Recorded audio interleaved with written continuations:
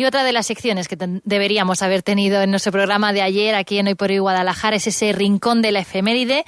Lo hacemos con nuestro colaborador, con Pablo Delgado, al que ya tenemos al teléfono. Muy buenos días, Pablo.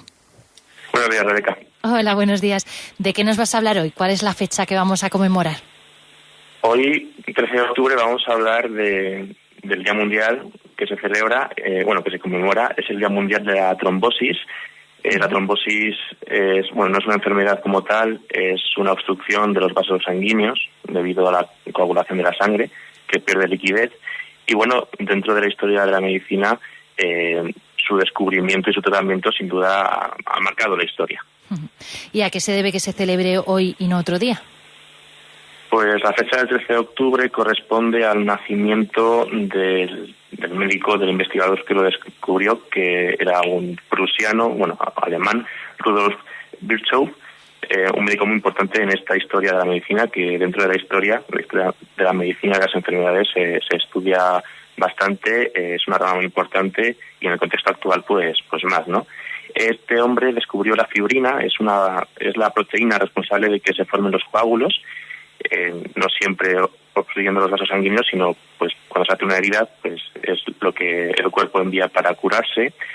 Es el padre también de la actual medicina preventiva, esa rama de la medicina dedicada a anticiparse al surgimiento de enfermedades en poblaciones sanas o a prevenir complicaciones en gente que ya está enferma. Y es algo que aprendió cuando tenía 27 años, que acudió a tratar con gente que estaba sufriendo una epidemia de tifus en la frontera entre Polonia y Alemania. ¿A qué época nos remontamos en este caso? Pues Rudolf claro, es que el apellido alemán es complicado, sí. Si hay algún alemán escuchando. Bueno, este hombre nació el 13 de octubre de 1821 en Prusia, lo que hemos dicho antes. Alemania como tal, como país unificado, no existía todavía, era esta región, este estado germano, y ya desde adolescente mostró mucho interés por el estudio del cuerpo humano, le escribía a sus padres cartas desde el instituto poniendo en valor pues la genialidad que era el cuerpo humano.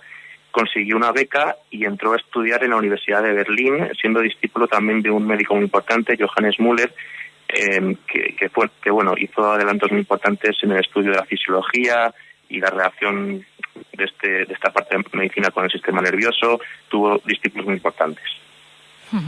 ¿Y cómo era la medicina entonces?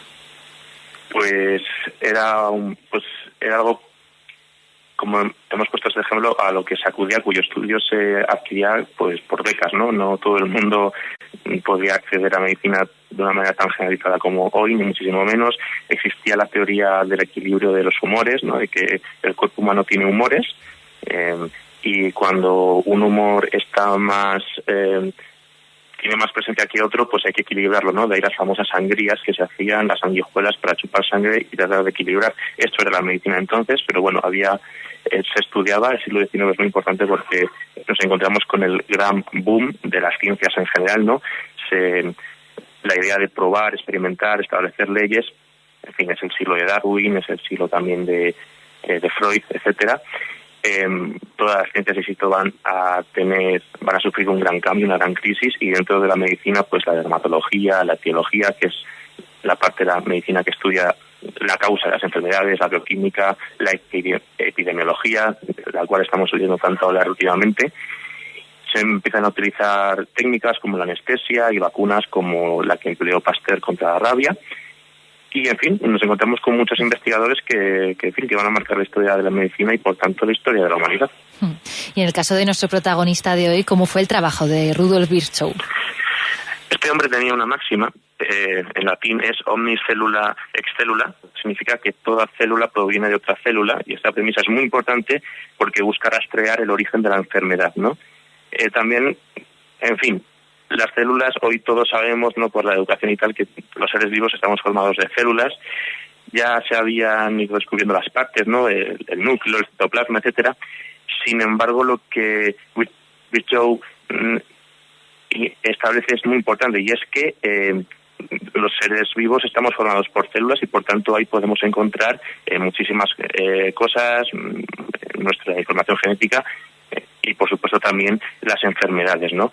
Él tiene un libro que lo escribe en el año 1858 que se llama Patología celular, por el cual establece que las enfermedades pueden venir transmitidas por las células y por eso es importante rastrearlas, ¿no? Eso es lo mismo que también estamos escuchando últimamente.